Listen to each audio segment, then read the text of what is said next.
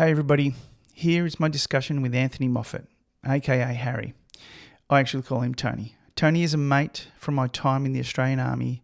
We were both posted to the SASR in the late 1980s. He went and spent quite a long time there. I didn't. That's a story for another time. Tony served with distinction in several operational environments, including Iraq and Afghanistan. He spent 30 years with the SAS as an operative and team commander. Tony transitioned from the SASR in his late 40s and is now a psychologist and managing director at Stotan Group and the Mission Critical Teams Institute. He's a best-selling author who recently released his memoir 11 Bats, Combat, Cricket and the SAS, and is currently writing his next book on human performance. He's also a lead singer and a songwriter with the rock band The Externals, who are about to return to the stage. We've put the info on the website. You would be right in asking what a SAS guy is doing on an entrepreneurship podcast and what this has to do with entrepreneurship. Well, the answer is everything. Like Special Forces work, entrepreneurship is about a clear mission, solving problems, and turning towards danger or risk when you would rather not. It is about capability, teamwork, knowing who you can rely on, and what happens when things go south. It's also about novel and creative thinking and punching above your weight. Please enjoy my conversation with Mr. Anthony Moffit.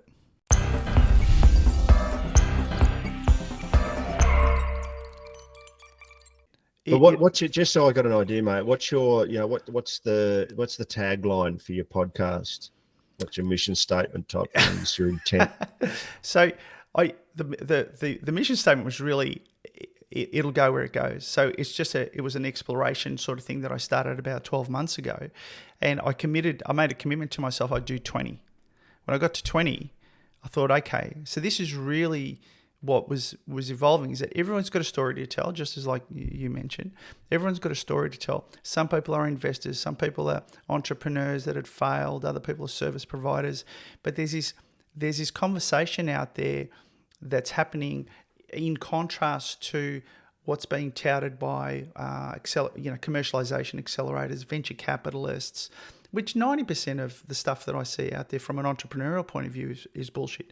The journey for somebody to take an idea and have the tenacity and the grit to bootstrap it and take it forward, and you must have seen some of this with setting up your own company, Stotan, is not for the faint of heart.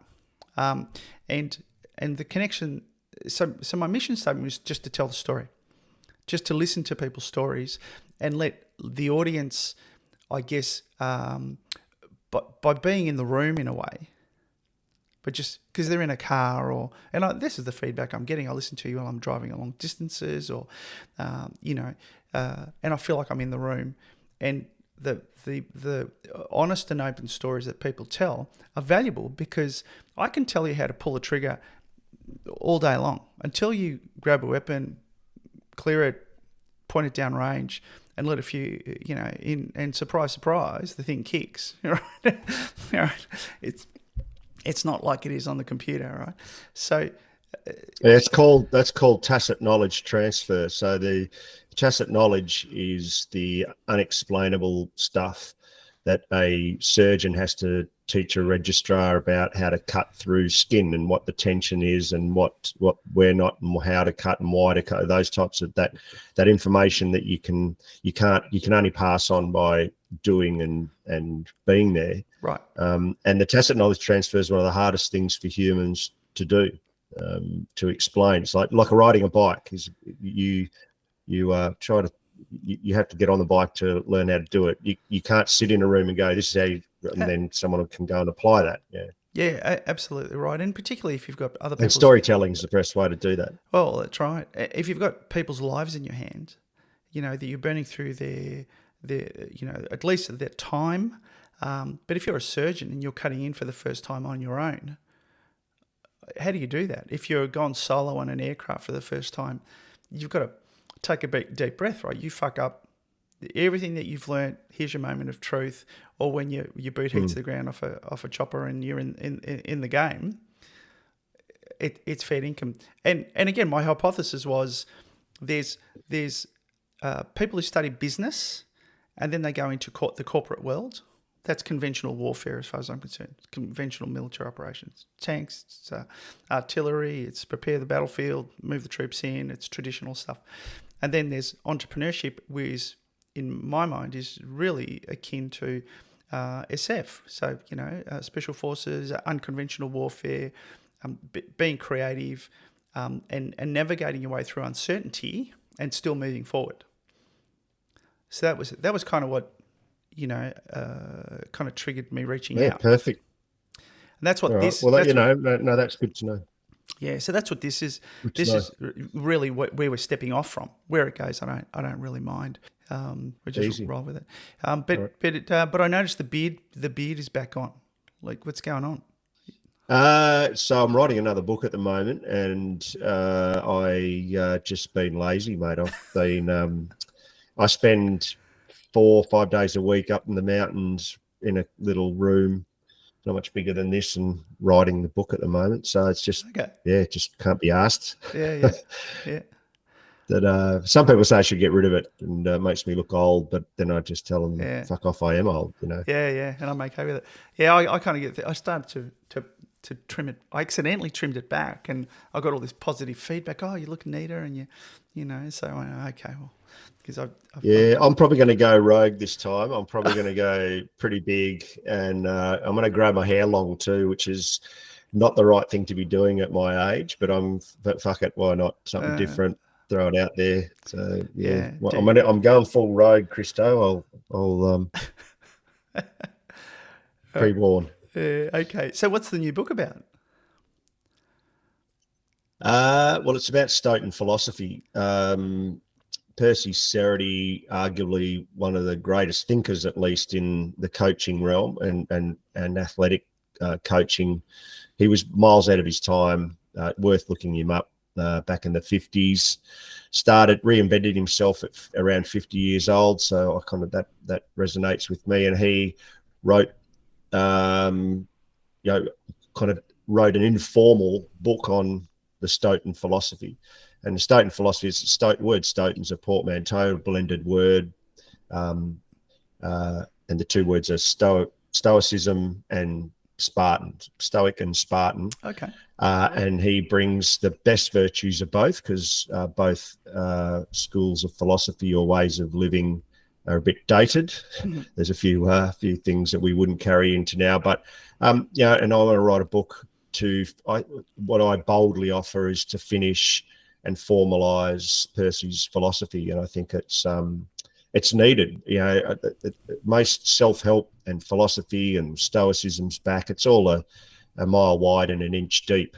But I think, and it misses the point of what having a philosophical disposition or a conditioning, if you will, which I think is lacked. And I think Percy's shown us a way 50 years ago that still hasn't been caught up. Yeah, he was doing cold plunge, all this self-help body hack rubbish, I think it is, that just making an industry out of it. He was doing all that type of stuff, breath work, meditation, but he was doing more. He was studying art, studying literature, debating, and he taught Herb Elliott, Dawn Fraser, Macmillan. The list goes on. It's probably the longest list of Australian champions who won more gold medals and more world championships than anyone else, and he had a completely different way of doing it. And to finish it up, to round it out, he had not only a physical element to his training, very naturalistic, down at Portsea in the sand dunes, but he had a psychological. He was doing mental skills training before anyone else was doing it. He understood the importance of social interaction with teams and why it was important, not just that of course it makes sense. Yep. Eating together, commensality, which is something that's highly studied now and it wasn't back then. And he also believed in that the most important aspect was philosophical conditioning, character, and that's where I've kind of, hopefully I'll pick that up and I'll do my best to carry on his legacy, or what I boldly offer. I'll attempt to do. Yeah, fair. So you got across his work through his writing, or was he still around? Yeah, look, I came across a book a while ago, a long time ago now, that by Graham Sims, early 2000s, and that was the first time I kind of come. That's where I met Percy Cerity. The book's called Why Die. I generally have it. Yeah, it's just sitting, like literally sitting right there with my lamp underneath it, I'll get you to on flick me the top of it. details. I'll include it in the notes. Um, Yeah, why die? Graham Sims, and yeah, that was kind of my introduction. I found out that I knew about him previously, and I certainly was aware of his work. I just hadn't joined the dots on it. yeah. He's a Melbourne boy. Yeah, he's the guy who started the tan. In Oh, here in really? Melbourne, you've got the tan Yeah, around yeah. the Botanic Gardens, etc. They used to ride horses around there, and Percy and his gang, as they were called, used to run around there at 5 in the morning doing push-ups and in the middle of winter and hardening their feet on the tan. Since now it's a running track, but it used to be a horse riding track. Right. Um, yeah, fascinating individual, miles ahead of his time. He's a mad disruptor, and I think it plays nicely into what we were talking about earlier with the special forces and entrepreneurship. I don't think there's any greater role model in that regard. Fantastic. It's interesting, and I'm happy to talk about it more later. But I got across the not the cold plunge so much, but in the winter I would regularly go and for a swim in the cold, much to the horror of people around me. And I would do Yep. the breath work. I mean it's Tumo. It comes from the Chinese Tumo methodology. I think that is right. But Wim Hof has made it all quite popular and all that sort of stuff. But I really found it really centered me, and it was really, really helpful. And I don't like the cold, but I like doing that. And interestingly, Yeah, this I think year, one of the underlying mechanisms is the anticipation. yeah, There's a physiological mechanism, but we know nothing about all this stuff. We don't mm, really understand why it all works, and we know we kind of do at it from a mental perspective. But my advice to everyone, as a psychologist now and I play a lot in this space, is what you have a buffet of this world of self-help and human hacking and all the rest of it, and human optimization, which I think's rubbish because we're not machines. You optimize a machine, not a human, and to optimize a human just completely, undermines how complex the human condition is. But if you're going to do that, you've got this buffet. It's to pick one or two things and just focus in on that, whatever suits your lifestyle, your personality, your position in life. I sauna and I work out, and they're yep, the two pillars that I focus on. yeah.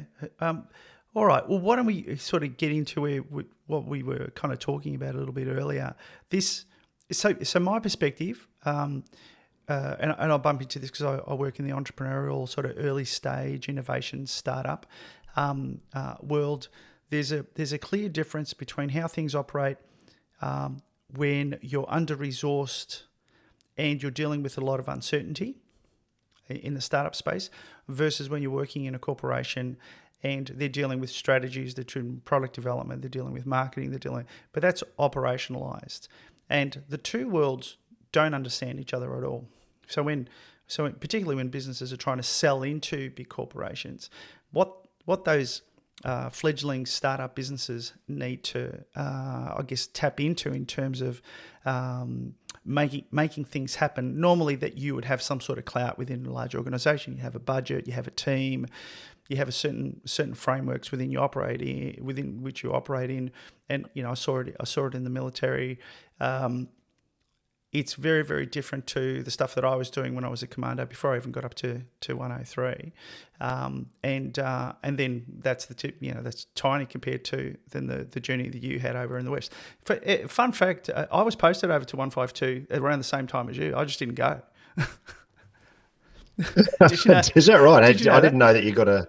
Yeah. No, I didn't know you get a. You did mention it last time we caught up, but I didn't know that you got a yes or no and that option. Yeah. Because if you recall, we had to do our own at least fitness test, and I think there's a bit of a psych test from the SIGs to go over to 152.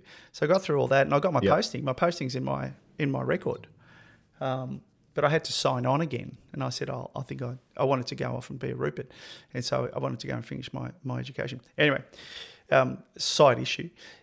So do you think my theory hangs together? And what's your experience? Because you're in a unique position where you did 30 odd years.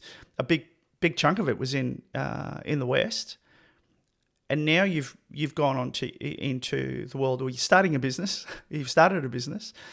You've engaged in with corporations and civil society, and there must be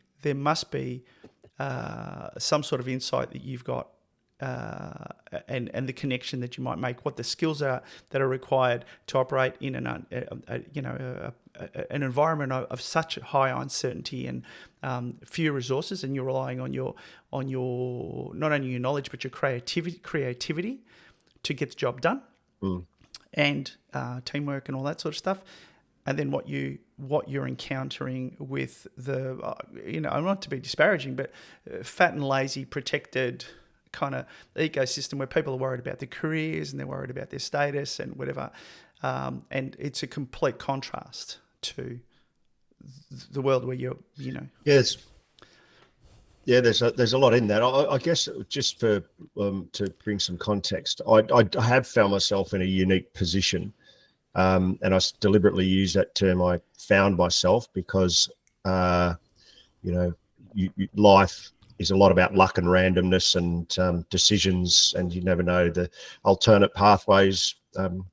Given even the most insignificant of decisions can have an asymmetric effect on the future and where you find yourself.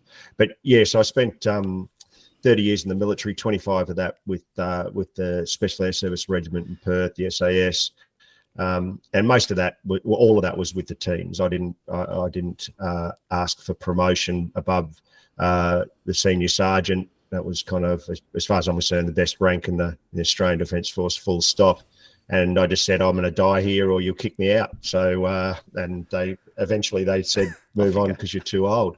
But I was lucky I was there till I was in my deep in my 40s. I was still leading missions and whatnot, which, I feel very privileged. And I got to retire on my terms. Later in my career, I re-rolled and studied and finished a master's in psychology and now practice as a psychologist. So it's a bit of a flip-flop from, soldier, knuckle dragging soldier to psychologist, and yes, and in amongst all of that, started my own business, Stoughton Group, based on the philosophy of Percy Cerity. So yes, Christo, I spend a bit of time thinking and having discussions around, what are the contrasts, what are the parallels, how do I feel? Oh, geez, people say, oh, you must be frustrated with the malaise of the modern world, and people complaining about their bonuses. It's bonus time now, so the blood's running down Collins Street. It's actually my favourite time of the year. There's lots of grown old men with their bottom lips dragging along the ground, just because they didn't. There's an extra zero not on their bonus, but I think deeply and I think a lot about it. I think your analogy of entrepreneurs and small startups is a sound one in comparison to special operations and how they operate. Lean, agile. The obstacle is the way operate in high complexity, and probably more than that. I mean, the whole world's complex, full stop, but certainly uncertainty. And it takes a certain type of person. You don't get time off, you don't get well-being allowances, you don't get, your time on your terms always, and you have to sacrifice. It's an ugly word that a lot of people don't want to talk about, but sacrifice is a key ingredient to these types of environments. And if you're not prepared to, and you find that, a kind of character trait that you're not willing to take on, then it's probably not for you. And we see that in all of those characteristics in special operations.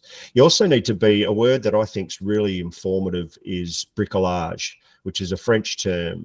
And, you've got to have a kind of a bricoleur's mindset. A bricoleur or bricolage is just resourceful. Someone who can will make great with the limited resources they have around them. My own experience, I often say we're a 000 business. No money, no clients, and no bloody idea what we're doing, really. We have an intent. We know the space we want to play in. We're not sure exactly yet what we're suited for, because, just because you're good at a thing or you think you're good at a thing doesn't mean you might be in the world writ large. You might not fit. You might fit over there. And the last thing I'd say about it is that you have to be prepared to do things that others aren't prepared to do to find these things out. And you need to be prepared to do the things that ideally you didn't think you would have to.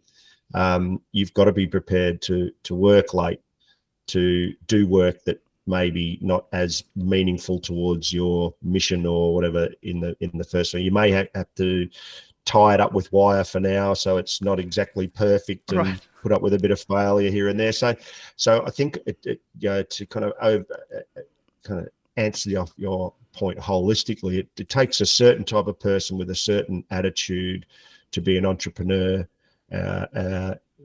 regardless of success or not. And I certainly believe that in that sense, it has parallels with special operations forces and operatives. I guess it also, a lot of people tell me, how do you deal with the risk? I actually have a different view of it, that it's not risk if you've quantified it and broken it down into little pieces, and you actually understand that you've got an imagined view of what the landscape looks like that you're moving into, but you are testing your assumptions. So I think, and I have done this so many times, and just pounded my head against the wall and just couldn't understand 1 + 1 = 2 as far as I was concerned. And I'd have a conversation with someone, or I'd do something, and I would just keep on getting bounced, or keep on failing and failing and failing. And what I realised after a while is that for whatever reason, how I was brought up, or I would think that if I thought it, then it must be true. If I thought it, then it must be true. And that didn't even come from an arrogance point of view. I think it just came from an ignorance point of view, that it manifested, and to not only see somebody else's perspective, but really let that play out and meet you, so you can actually adjust to deal with the situation.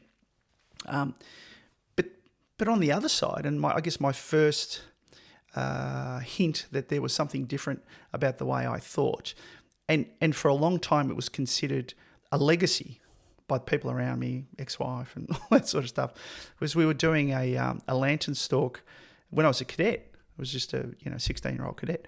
We were doing a lantern stalk. We did camouflage and concealment the night before. They broke us up in 2 groups. There's 200 of us. 100 were protecting one night. The other 100 were applying the skills that they had just learnt. And I was one of the team that was protecting on the first night. And I made the quick assessment that there's no way anyone can get to the target, which was, there was a little bridge over a river, a tiny little stream, and there was a can, a water, a jerry can filled with water that you emptied. So therefore you diffused the bomb. That was the target, right? So there was just no way anybody was going to get to it. But we were in a public park and there were some campers nearby. So the next night I just said to my corporal, I'm going to do this my way. I went up to the campers who had motorbikes, and I said, when it gets dark at around 8 o'clock, can you take me up? So they just put me on. The guy put me on the back. He pushed back a little bit, but his girlfriend convinced him to put his wine down, and he took me up on the back of the motorbike. And all the DS were waving me through, thinking that I was a civilian. But as I went past, I realised it was somebody in uniform going through. I leapt off the bike, and it was beer and gongs after that. Made me up and all that sort of stuff. They couldn't believe it, that it was kind of outside. So the camouflage was blending in with the civilians, which they hadn't taught. Yeah, that's it. So, but not very well received in the conventional world. So if I ever went off to do something in an unconventional way, I was seen as trouble. I was seen as somebody who, so, and just to kind of cover off the point, later on, I was in this business. They told me to do X. I took on the challenge as general manager for this new business unit for the company. I did Y because I quickly made an assessment that X was never going to work. And I pivoted, same name of the business, but it just did something completely different in a different way. And I created a $1.2 million gross profit revenue business for them. I told them it would take 5 years. So they sacked me. Yeah, right. They just took it over and just sacked me, got rid of me.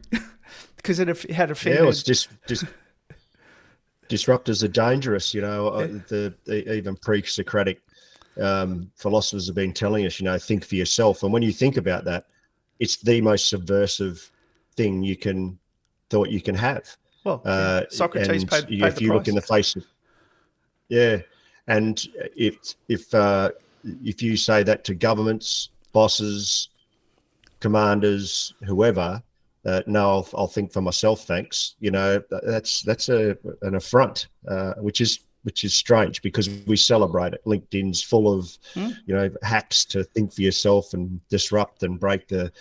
But when you're talking there, I think what's plain to me at least is that some people, probably majority of people, see things as risk.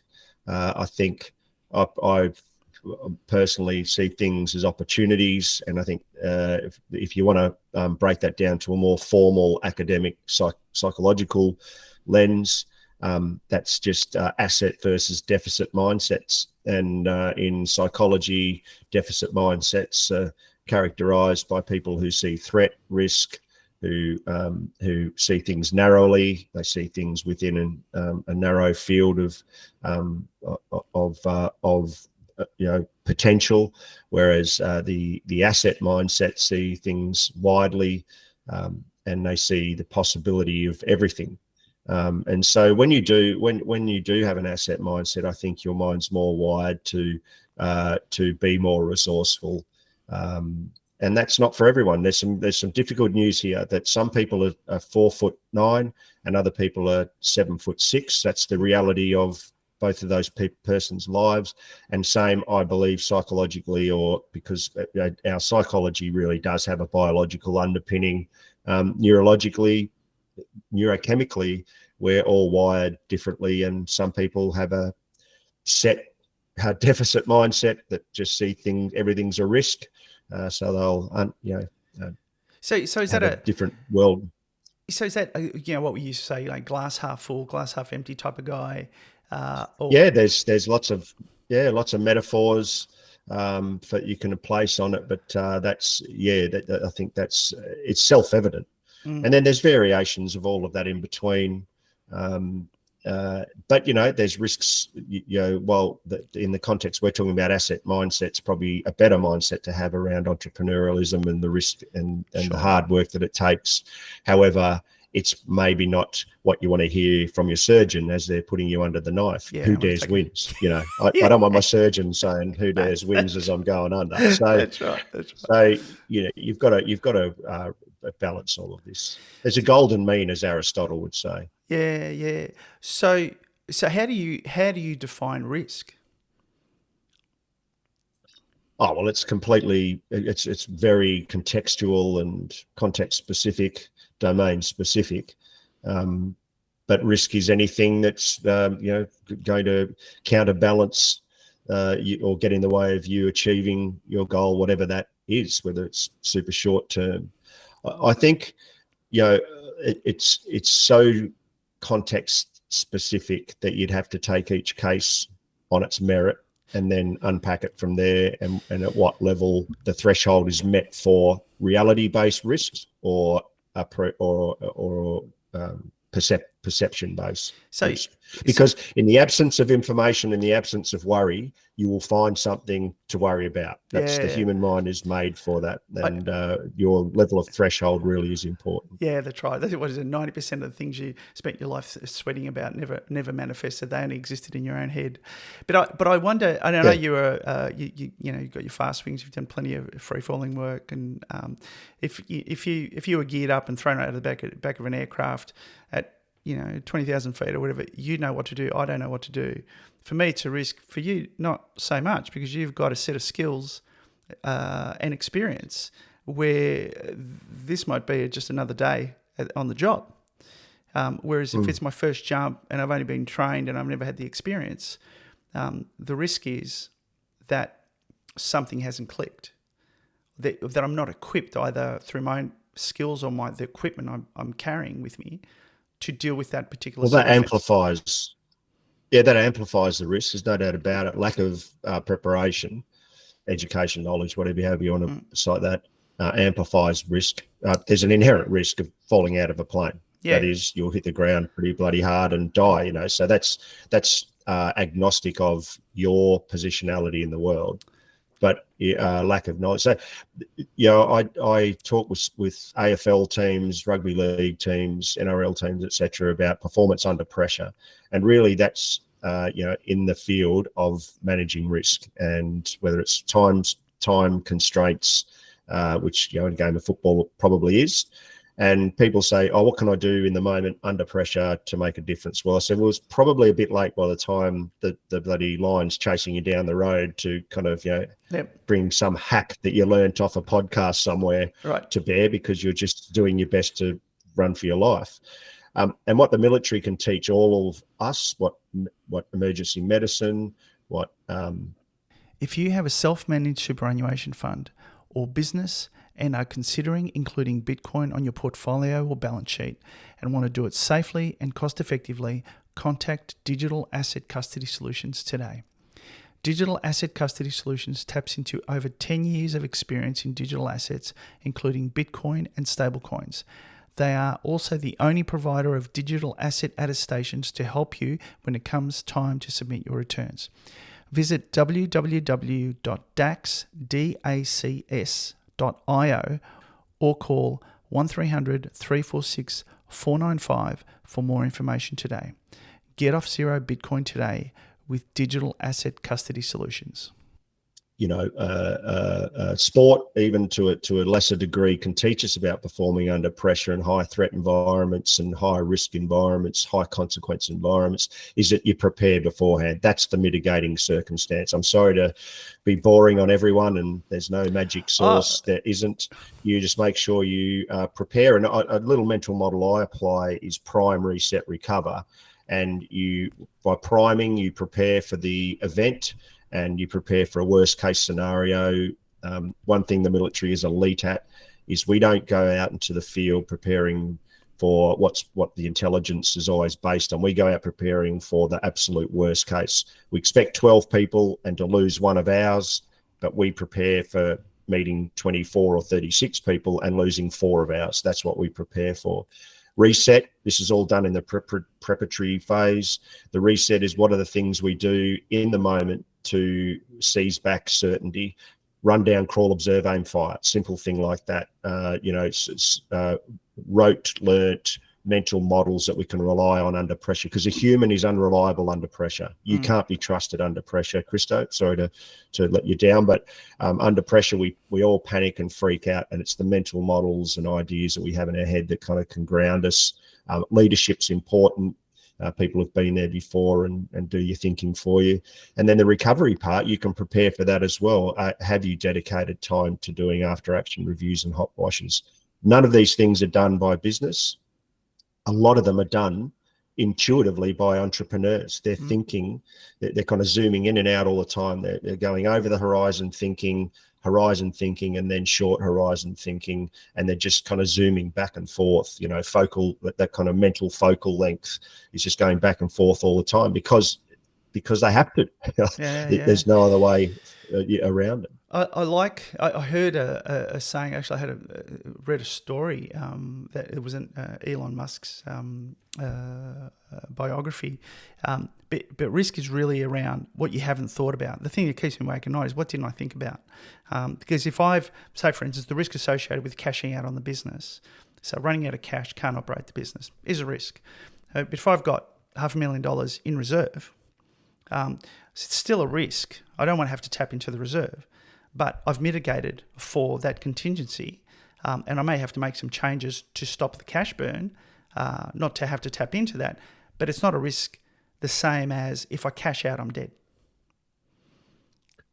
Yeah, but in that, while you're on that thread, you will have, I imagine, straight away I'm thinking in my kind of entrepreneurial mind, okay, well, but what's the threshold at which I need to behave differently? So if I hit 500, yep, I'm cool. 450, yep, still cool. 400, probably starting to think I need a second job. Right. 350, and I have that in my business. It's very seasonal, just like all businesses are. The contract time's around July till September, and it's a nervous time, and hopefully all your clients re-sign.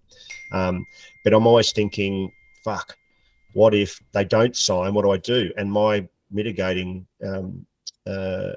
action for that is I'll go and do boring counselling as a psychologist until I get another client, So, and there's shit tins of work for that, and it doesn't pay very well, but it'll pay the bills. So in my mind, uncertainty check.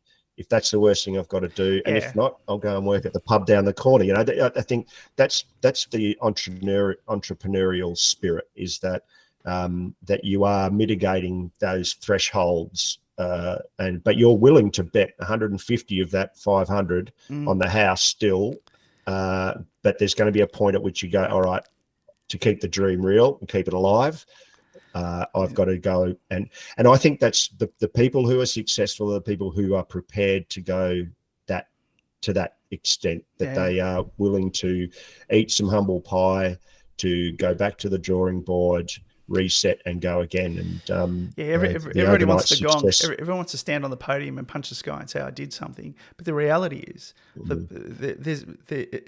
that can be a little blind luck. Actually having to knuckle and scrape through all those difficult times, you'll probably find a more humble person at the end that's achieved it, saying, you know what, I paid a big price for this.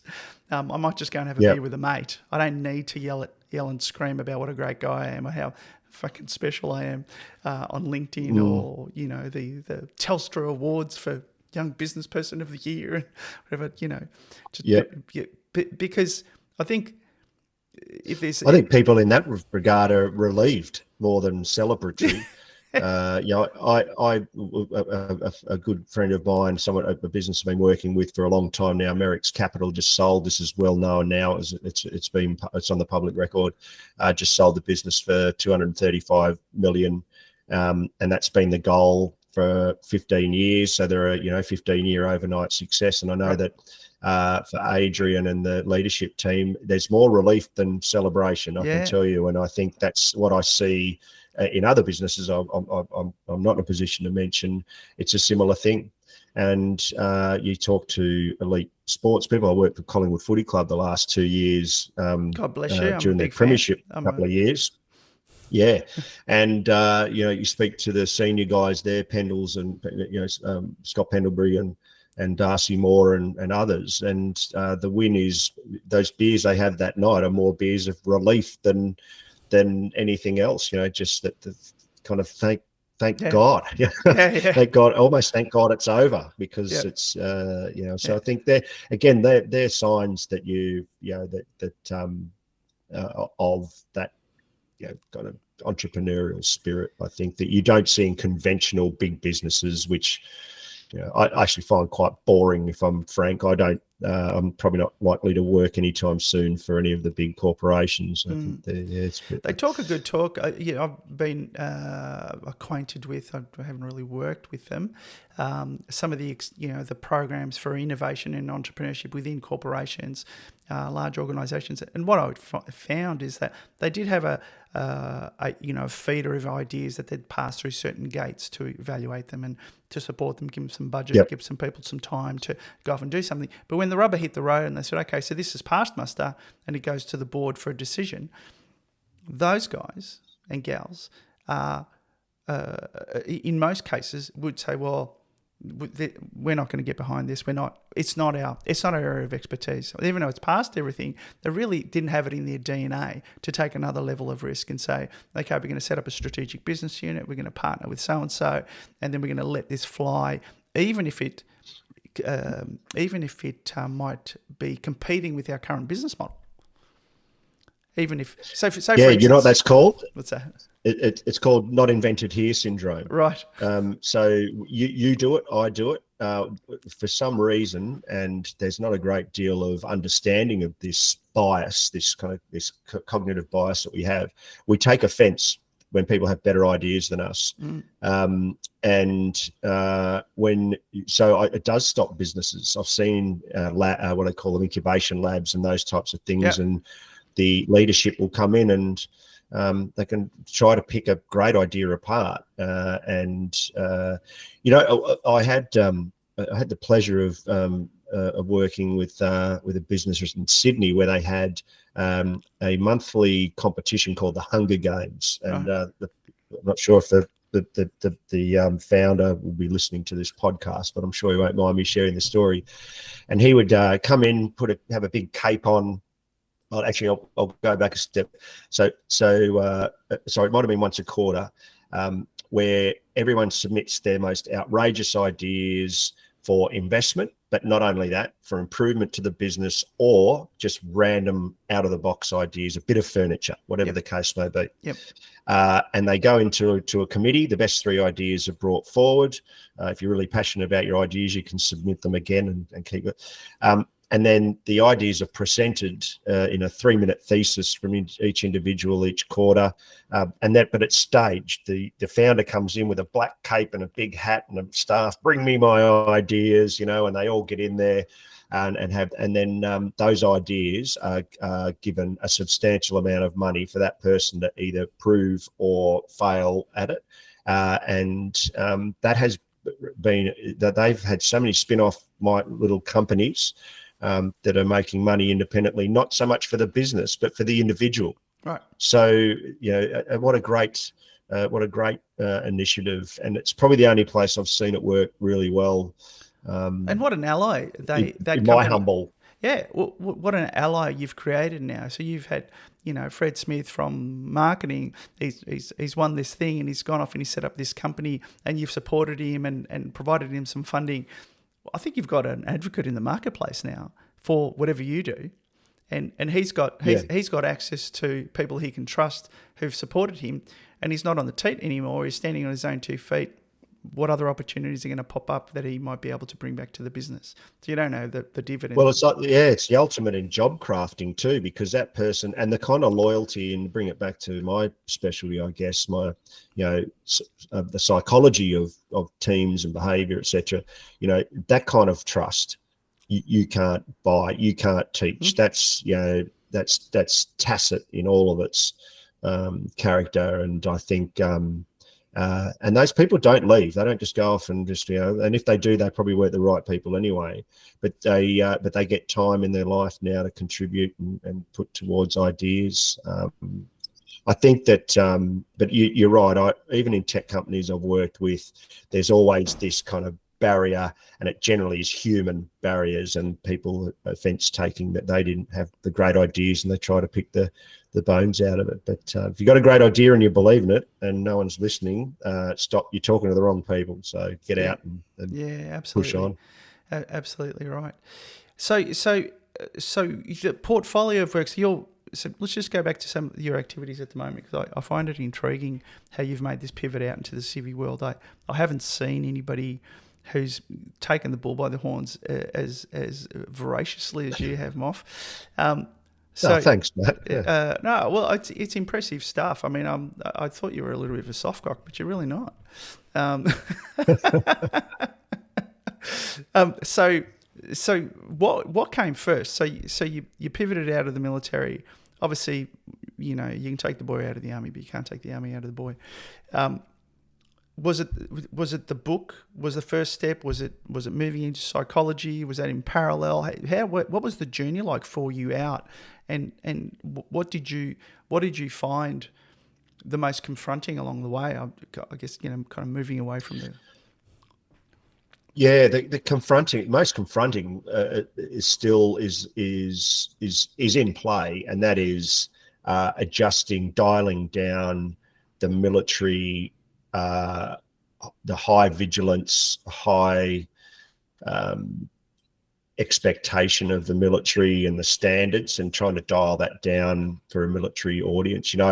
My metaphor for transition has become that I'm returning to the village. I left the village when I was 17, and I was the most of who I was ever going to be as Anthony Moffit. And I went off into the world and did some extreme things, and now it's time to go back. We all need to return to the village, and for some people that's literally lots of soldiers go back to their hometowns in the country and go back to the farms. So I really like that metaphor, just because, or that analogy, just because it helps me remember that I shouldn't expect anything of anyone in the civilian world. What I've done is voluntary on my own, and I don't deserve any accolades or anything. It was just a journey that I took. But now it's time to go back, and I need to chill out and not be marching up and down the square at 6 o'clock every morning. I don't recall you being very regimental anyway, mate. No. And look, to be fair, if I had missed out on the regiment, I would have moved on. I wasn't interested in conventional army at all. I'd had it was regiment or bust. But a guy by the name of Gary Kingston planted in my mind. Somehow we reconstruct our past. Our memories are shocking, but the gist of his message that I remember was, you need to leave this place one day, and you need to have a plan, and education's a big part of that. So whether it's carpentry, vocational or tertiary, get educated and and start working on your plan B now, because over the life of the regiment, we've lost hundreds of people in career-ending injuries or death. On average, we lose 1.5 people a year. So that stuck with me. And so I started studying psychology and philosophy, and worked out pretty quick there's no money in philosophy, unfortunately, which I think will change pretty soon. I think, like, with the rise of the AI craze, which I think that's probably no more than that really in this whole scheme of things. I think philosophy will make a surge back. I think we'll long for that. And so I started studying psychology, thought I'll make a career out of that. And really that was the deliberate part of it all. And so in January 2020, I transitioned. On the Friday, I left the military, and on the Monday, I started a job as a registered psychologist. So that worked out well for me. And that's when I mentor people now, I try to help them through that pathway, which I think's a sound one. The other stuff was, I just thought, well, I don't want to work for anyone because I'm a terrible employee. I just want to do what I want to do, and I don't really care much inside the confines of social mores, of course, laws, rules and laws. But and I decided that that I wanted to be in psychology. I wanted to play in areas I knew very little about. So I just started, I broke the world up into 3 areas. One was government, military, corporate and sports. And that was my 3-prong approach. And to a lesser or more degree, when I've gone looking for work in all of those 3 domains, I've either found it in one when one drops off, and that's given me a little bit of redundancy, and I'm getting better at it. So I'm making a name, and that's kind of been the main mission in building the business is to focus on reputation first. If you've got a good reputation in an area of doing psychology, I think that then the work can kind of follow out of that. Word of mouth, really powerful. And the backup is counselling in town on hotlines and whatnot. So that's kind of been the rough, without just kind of superficially going over it. That's kind of how it's played out, and things are going okay. Okay, that sounds amazing. So is the intention? So you're not. So basically, your entrepreneurial endeavour was 25 years in the regiment. Now back to the village, and it sounds like there's a bit where it's cliche, but it's kind of like providing some wisdom back, providing some. So yeah, you've got your education, but ultimately, what underpins the education is the life experience, and the ability to articulate and be empathetic to the human condition. Those moments when I think I mentioned earlier, I felt like my knees were buckling under me over the last, week or so, because it's just been crazy, just in so many directions. There are those very, very difficult moments, and having somebody who you obviously have a relationship with and you trust, and I guess that's probably the biggest challenge in psychology, is my guess, building that rapport with people quickly enough to be able to be useful, and winning that trust, so they can open up to what's necessary to then be able to give them the support they need. I mean, that blows my mind, and how, what you need to be able to bring to the party to be able to deliver that. Certainly not my capability. But the training, this is the difference between life coaching, and they're doing a bit of disservice to psychologists. And great coaches around, don't get me wrong, but we psychologists, bit of an in-house joke, we spend a lot of time correcting the failures of life coaches, etc., because the promise is great. And so same with kind of the self-help, which again is great. If it fills a hole and it's interesting, I'm not dissing it, more than to say that mental health and psychology has an aspect of mental health, and for in an area where in the self-help domain, if you will, it's probably more vulnerable people in that domain than not. Right. And so the promise of quick fixes and life hacks and body hacks, all these types of things, they don't pan out for everyone. And it can actually exacerbate an issue if people have their hopes built on something, or they make a life change and then it doesn't occur as naturally as it says on the can. This will change your life. Right. And it fucking doesn't. No, of course what changes your life is hard reflection, hard work, just like going to the gym. If you are struggling with business, mental health, weight, whatever it is in life, that it's a long road, and it takes hard work, and you best don't do it alone. So that's kind of the domain that I play in, and I have two parts to this. One is, yes, to give back, I suppose, in the military and policing and medicine, etc., the kind of mission critical space, as I call it. And in the corporate space, I'm interested because I know nothing about it. I've had to do a part-time MBA and commerce degree on the run to understand it. So I find that very challenging. And in sport too, I was just kind of really interested in what was going on in sport more than anything. And it's kind of, sports between the corporate money biased domain and the mission critical kind of service domain in service to something greater. Sport's kind of in the middle. It's very corporate, and it doesn't really contribute a great deal to society in any entertainment, in any other way, or any huge way, other than it provides great psychological comfort for a lot of people on weekends, etc. But it is a money making entity ultimately. Okay. So I guess one last question, or just one last observation.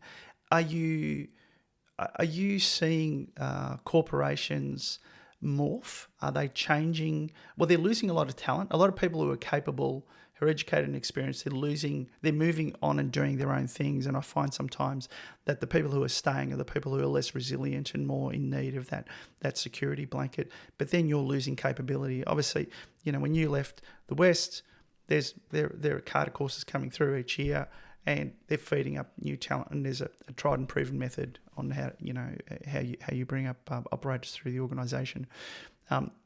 Not the case, in my view, out in the corporate world. The corporate world is starting to change because of things like AI, and because of the ability to bring to bear capability and project out into the world without having to hire 30 people. And so a lot of people are moving out of that corporate spaces, and I guess there's a existential crisis that the traditional organisation is facing. That's my view. Do you agree with that? Have you bumped into that? Yeah, look, I've read a bit about the war for talent and people moving on to do their own thing. I mean, a lot of people have made a lot of big life decisions on the back of COVID, because COVID revealed to them what's important. Yep. And that's a philosophical discussion. It's pretty broad, but so I have seen a bit of that. I spend a lot of time with. So my MO is I embed into a business, and I'm really only interested in the kind of high finance. As I mentioned before, not really interested in the bigger end. And I see psychologists will have a bigger role in Australia as they do in the States, where and it's not just about mental health. I spend a lot of time career counselling, coaching, just letting people whinge and complain about their teams, talking to, and I also work with teams, which I think is a unique kind of aspect. And you become like a pseudo coach in that regard. You sit with a team and then start to talk about team psychology, which is an area that's and team cognition, which is an area that's kind of poorly understood more generally. But yeah, going back to the talent, what I do see, there's two factors that I think, if I was to give any advice on someone building a team, one is that humans are poor selectors of humans. And when given two people to select from to recruit, a coin toss is almost as accurate as humans. We all, including you and I, think that we're excellent judges of character, and there is no evidence. And I can point you to chapter 24 in a book called Noise by Daniel Kahneman and et al. As a number of other authors.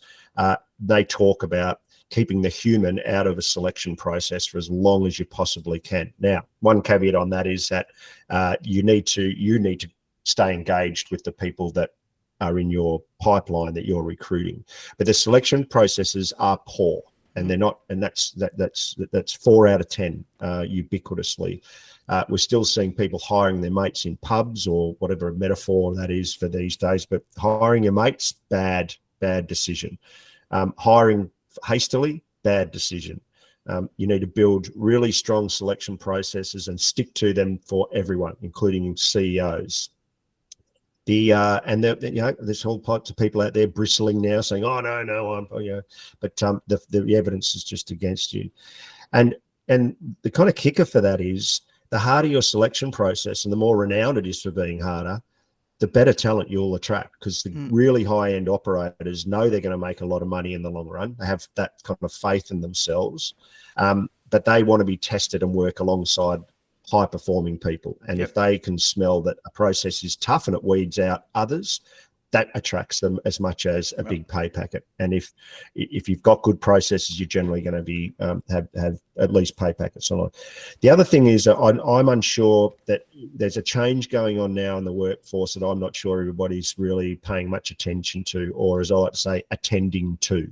And that is, there's a great book called The Anxious Generation, I think it is, by Jonathan Haidt, underpinned by some amazing work done by Dr. Jean Twenge in the States. And they talk about the fundamental, profound change of the next generation that's coming through. The digital natives who will hit the streets. Again, there's no science behind this, just a Harry Moffitism, but they're going to hit the streets in the next 3 to 5 years as employees, meaningful, competent, confident and knowledgeable employees, and they are a completely different beast. So businesses who want to operate in the old way, are probably going to get found out. So whilst I'm not a big advocate for a great culture and the well-being movement, I think that's going to figure very heavily in the future, and I think there'll be expectations from the next generation. They have ideas that are different to both yours and mine, Christo, about what role work plays in their life. And no longer, I don't think they're going to be put up like we have in the past, just turn up, do your job, suffer through it, get your pay back, and then make meaning elsewhere in your life. Yep. I think they're going to come to businesses with the expectation that they're going to be well led, and that work is going to provide some richness to their life, not just a pay packet. And I don't think we're quite tracking that as well as we might otherwise do. Okay. And that's more than just beanbags and bloody Gatorades in the fridge. Yeah. This is actually engaging with them, at a philosophical level almost. Interesting. I think And people like me, that my working thesis is we'll see my whole business premise, and this is a dangerous idea, I think, because I always get eye rolls, is that HR will morph into HP. So HR can be almost replaced completely by AI in a lot of ways. It's just the delivery of the bad news or the good news that needs to be human. But what we can learn from military and sports is high performance programming and bringing that in. And a few of the businesses I work with, we run a high performance program of which HR is a part of that. And all the HR people are bristling in their seats, but the next generations want to come along and have their welfare looked after by people who, by professionals, psychologists, sports scientists, or corporate scientists. The kind of people we see around high performance programs in the sports, I think we'll see that level of professionalism move into the corporate space in time. That dovetails a bit into, I think it was the CEO of Nike. I think it was CEO of Nike. People talk about, you're in a family, in a corporation. You're not in a family, you're in a team. You're in a team. That's right. He was explaining that. And I always used to, my back didn't get up, but I just never was really comfortable. This is like a family and whatever. I'm thinking, geez, don't treat me like my family treats me. It's going to be terrible.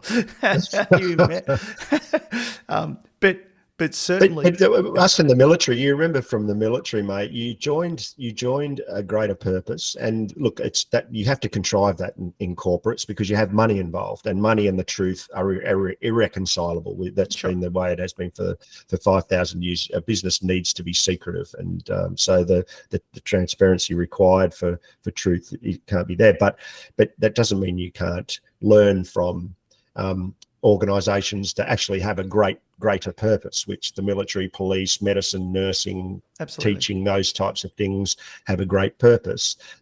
You can look to some behavioural traits from those, and you kind of got to fake it a bit. You got to kind of fake it and look for purpose. Purpose is everywhere. You just got to open your eyes and look for it, and stop waiting for it to find you. Absolutely. I think that's a great point to stop this at. I want to thank you so much for taking the time today. I really appreciate it. If anybody wants to get in touch with you, I'm going to grab those links off you when you've got a moment before we publish. But if somebody wants to reach out, what's the best way to contact you if they're interested in talking to you further about your work? Just on LinkedIn, and all my contact details are there for anyone who's interested, and I'll share them with you for the show notes. More than welcome to reach out and have a chat, whatever's on your mind. Fantastic. All right. Well, good luck with the new book. I expect a copy. For sure. We'll get you in to talk about it again if you're willing. All right. Okay. What did you think? Agree? Disagree? Tony is the real deal. If you haven't read his book, 11 Bats, grab it online. If you can catch the externals, do it. By the way, we now have a Discord channel where you can offer feedback, talk to me about your business, or possibly even come on the show. You can also connect with others in the startup space. The link is on the website at the top menu. For now, stay well. This is Entrepreneurship with Christo.